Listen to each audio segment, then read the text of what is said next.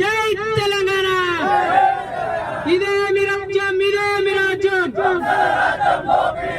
ఇదే మీ రాజ్యం, ఇదే మీ రాజ్యం. జై తెలంగాణ, జై తెలంగాణ. సీఎం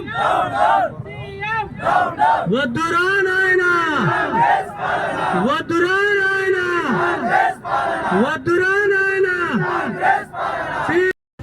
గౌరవనీయులు తెలంగాణ రాష్ట్ర సాధన కొరకని తన ప్రాణాన్నైనా అడ్డం పెట్టి తెలంగాణ రాష్ట్రం సాధించిన మన మాజీ ముఖ్యమంత్రి గారు కె చంద్రశేఖరరావు గారిని, తెలంగాణ రాష్ట్ర మొదటి ముఖ్యమంత్రి గారిని అకారణంగా ఎలాంటి కేసు లేకున్నా కూడా సిట్ నోటీసులు ఇచ్చి ఆయనని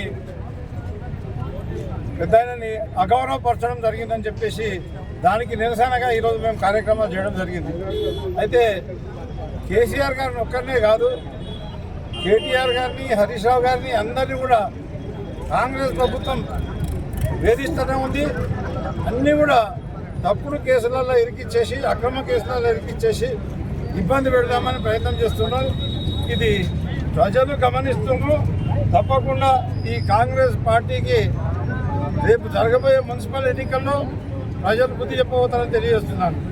ఇవన్నీ ఎన్నికల టైంలో మరి వీళ్ళకు సమయం దొరకనీయకుండా, ప్రచారం చేయనీయకుండా ఎన్నికలు గెలుచుకుందామని చెప్పేసి కాంగ్రెస్ చేసే ప్రయత్నం ఇది. అక్రమ కేసులు పెట్టి, అక్రమ నోటీసులు పంపించేసి ఇబ్బంది పెట్టే పరిస్థితి ఉంది.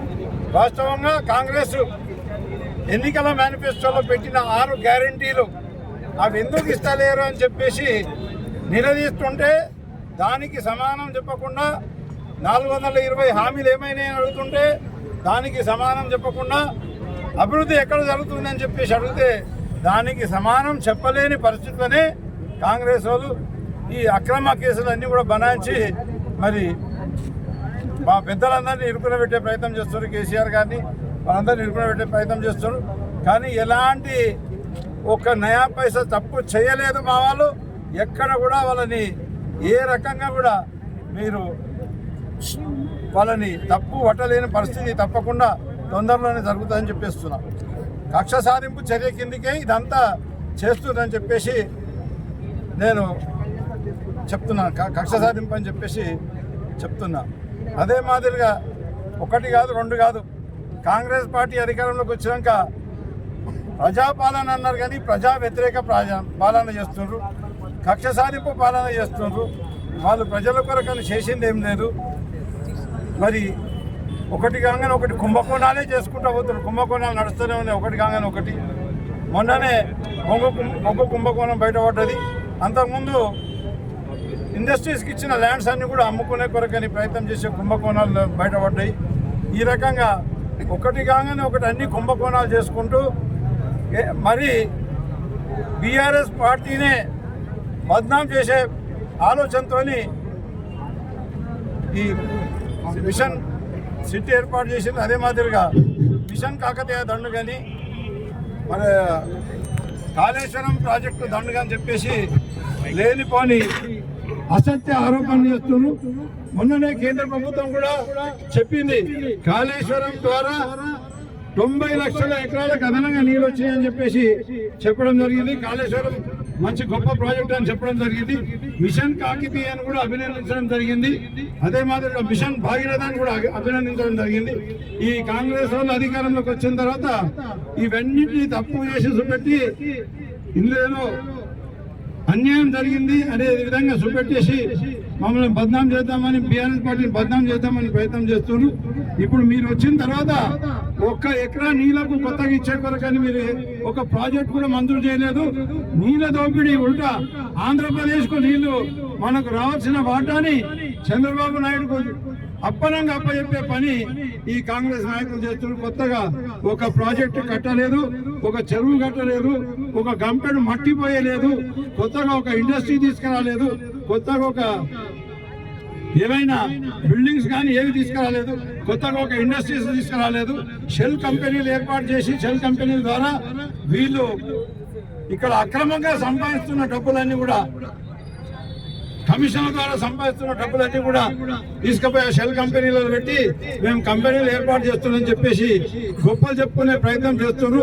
మరి కాంగ్రెస్ పార్టీకి ఖచ్చితంగా ప్రజలందరూ కూడా బుద్ధి చెప్పే పరిస్థితి ఉంటుంది. ఈ మున్సిపల్ ఎలక్షన్లోనే వాళ్ళు మొన్నటి సర్పంచ్ ఎలక్షన్లో సగం అయిపోయినారు, సగం ఖతం అయిపోయినారు, ఒడిపోయింది వాళ్ళ పని. ఈ మున్సిపాలిటీ ఎలక్షన్లో ఇంకా మిగిలిన సగంలో ఇంకో 25% అయిపోతుంది. మీకు వచ్చే ఎన్నికల వరకు, జనరల్ ఎన్నికల వరకు కనీసం అడ్రస్ లేకుండా కళ్ళంతయ్యే పరిస్థితి ఉంటుందని చెప్పేసి ఇప్పటికైనా మీరు ఇలాంటి పనులన్నీ కూడా మానుకోవాలి. రేవంత్ రెడ్డి గారు, మీరే ఓటుకు నోటు దొంగ, ఆల్రెడీ జైలుకు వచ్చిండ్రు, జైలు జీవితం గడిపి వచ్చిండ్రు. ఇక మా నాయకులను కూడా మీరు ఇబ్బంది పెడదామని ప్రయత్నం చేస్తున్నారు, కానీ ఏమీ జరగదు.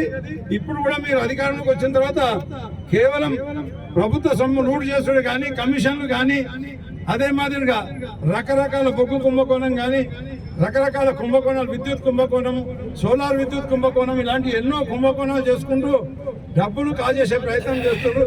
తప్పకుండా మీరు మళ్ళొకసారి జైలు జీవితం గడిపే సమయం అతి తొందరలోనే రాబోతుంది.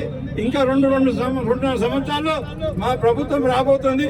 అప్పుడు మీరు ఇప్పుడు కక్ష సాధింపులు చేస్తున్నారు, కానీ అప్పుడు మీరు చేసిన దుశ్చర్యలకు, అక్రమాలకు, దోపిడీకి, కమిషన్లకు తప్పకుండా మీకు శిక్ష పడుతుందని చెప్పేసి రేవంత్ రెడ్డి గారికి తెలియజేస్తూ, మరి మా కేసీఆర్ గారిని కానీ, కేటీఆర్ గారిని కానీ, హరీష్ రావు గారిని కానీ ఎన్ని మీరు కేసులు పెట్టినా కడిగిన ముత్యాలలాగా బయటికి వస్తారని చెప్పేసి తెలియజేస్తూ సెలవు తీసుకుంటాను.